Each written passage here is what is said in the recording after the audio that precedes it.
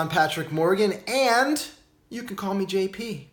This is the third video in a 5-part series where I am sharing the principles of my creating perspective and philosophy. They also happen to be 5 videos that explain why you should join my creators class, but I'll say more about that at the end. Video number 3 is this one, and I want to tell you that that principle is, I'm stalling because I'm thinking, which one was it? Oh yeah. Your being is constituted in language. Your being is constituted in language. Who you think you are, be it consciously or subconsciously, is built with meaning and concepts that live inside words. All of the neurology inside you that is what and who you think you are, all of the meaning and the representation of yourself is built with language. And it was given to you through your culture, through your upbringing, through the ideas that you put together. So, why is this important? Well, remember what I said in the last video, your being creates all your results and you can create everything and anything you want. So if that's the case, then you want to have some agency over this thing called being so that you can generate the being that creates the actions that create the results that you want so you can have everything you want, right? Just connect the dots in case it wasn't obvious. But how is our being made up of language?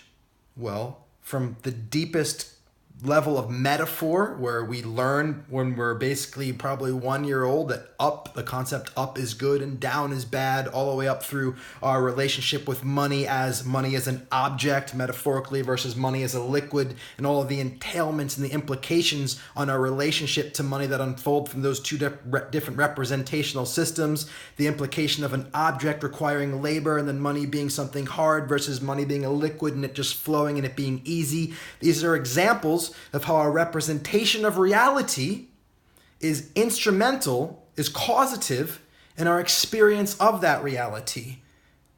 We will feel differently about things based on what we make it mean, and that meaning lives in language.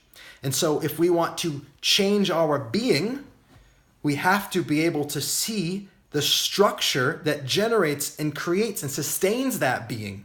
And how do we see it? Well, we see it by becoming aware of our thinking.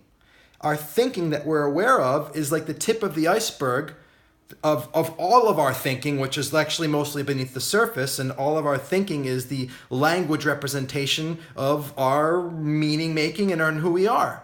And so, by the way, as an aside, not really an aside, but another point, when I say who we're being, I mean our representation of self in the sense of identity, but also our habitual pattern representation of everything out in the world. That's all who we are.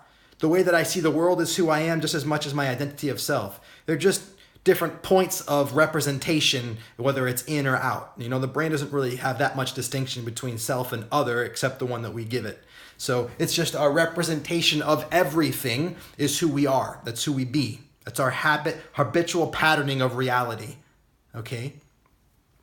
And it lives in language. And so if we want to change that, which would be advantageous if the way we're being isn't producing the results to give us everything we want in life, then it would be advantageous to change it. If we want to change it, how do we do that? We do it through language.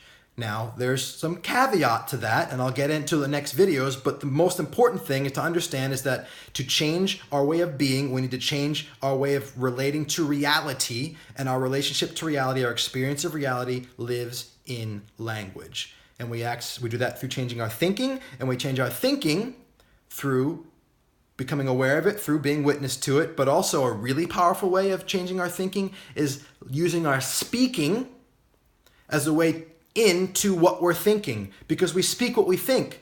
We can't hear what we think, but when we speak it, sometimes other people can hear it, or we can start to hear it ourselves. So you actually want to start looking at how you speak. This morning I was in a conversation with my friend, and he was saying this should happen, this should happen, and this should happen at the gym. And I was like, dude, I caught myself shoulding about the gym a while ago, and I've decided to stop because I know when I speak should, that's an alternative from creation. I'm either shoulding all over the place, or I'm creating and doing something about it. So I've stopped shoulding and I'm creating. So to use the word should, the word would, I mean, those are words that are that create create a reality where I am not a cause in the world. And then the actions that I take from that are none. We talked about that earlier, right? But the language creates the experience of reality, which is the what generates my being, which, going back to the other videos, creates my actions and it also creates my results.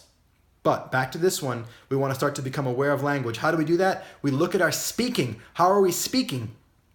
And we want to learn a new language that's better, that's more creative and generative and powerful. So how do we do that? Well, we have to see our speaking, hear our speaking, and contrast it to more effective and empowering ways of speaking that can then become our internal thinking that will generate our state of being. And so how do we do that? Well, the best way that I know is to be witness to conversation, to speaking, to dialogue that's highly effective and productive and generative and that creates. And so where do I do that? Well, there's lots of places. Find people that are empowered and able to create, listen to them speak, and speak with them. I know a good place you can do that. Come to my creators class on a monthly basis. We have live dialogues. I'm in conversation with 2, 3, 4, 5, 6 people every single time. And I listen to them and I point out and I ask questions in their speaking that can help them to see how their speaking is a reflection and expression of their thinking in a way that's not serving them. So 2 things happen in that dialogue. Number 1, they become more witness to their thinking through their being witness to their speaking, and they start to see how they're representing reality. And as a bonus, because I'm there and I get to do that with them, I can help them create, we usually co-create together, new ways of speaking that will then inculcate new ways of thinking that are more generative and productive and effective.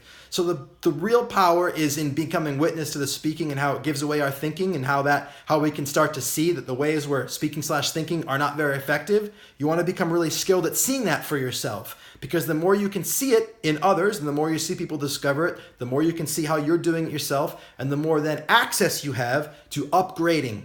And then the bonus then is that you will learn many upgrades to your speaking and your thinking through the dialogue that I'm in with people and where we're intentionally co-creating better ways. Once you can see a way of speaking that's not very effective, you can use your intellectual capacity to think of something better and then to pattern it in. But you first need to be able to see it. So the real skill is to become really good at becoming aware of how you're thinking based on how you're speaking and in how that's not helping you and serving you because of the state of being it's generating. We do that in Creators Class. I would love you to join us. It's $100 a month. It's the best investment you will ever make. There is so much for you to gain by being present to this conversation. It's literally pennies in the bucket.